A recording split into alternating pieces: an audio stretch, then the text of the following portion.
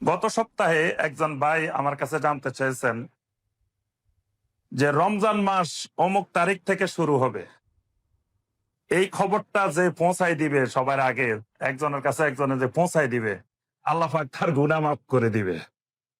নাউজুবিল্লাহ, কত বড় ডাহা মিথ্যা কথা! এটা হাদিস হিসাবে লিখছে যে রাসূলুল্লাহ সাল্লাল্লাহু আলাইহি সাল্লাম বলছেন, কিন্তু কোনো রেফারেন্স নাই কোথায় বলছেন, কি বলছেন।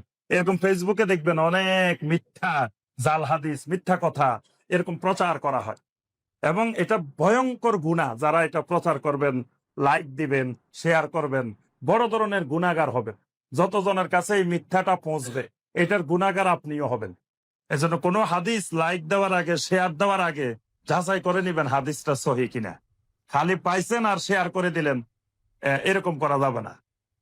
এটা ডাহা একটা মিথ্যা হাদিস যে রমাদানের খবর পৌঁছায় দিলে আল্লাহ গুনাহ মাফ করে দিবে।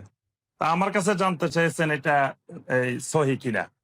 তা আমি উত্তর দিছি যে এটা জাল হাদিস। তো পরে ওই ভাই লিখছেন যে এটা যে জাল হাদিস, এটা দলিলটা একটু উল্লেখ করলে ভালো হয়। তা আমি বললাম যে আপনি মনে হয় আমার বেদাতের আলোচনা শুনেন নাই। যে এটা যে বেদাত কই পাইছি দলিল দেওয়ার জন্য যদি কেউ বলে, তো বেদাতের তো দলিলে নাই, আমি দলিল দেখাবো কোথা থেকে? দলিল থাকলে তো ওইটার বেদাত থাকতো না, এটা সুন্নতে হয়ে যেত। এখন যিনি বলবেন যে এটা সহিহ হাদিস, তিনি প্রমাণ করবেন এটা কেমনে সহিহ হাদিস হলো, কোন কিতাবে পাইছেন, কোন হাদিসের গ্রন্থে। সেটার জন্য যিনি জাল হাদিস বলবেন তাকে দলিল দেওয়া লাগবে না। তো এটা যে জাল হাদিস, এটার কোনো দলিল লাগবে না, কারণ এটা কোনো হাদিসের কিতাবেই ঢুকে নাই।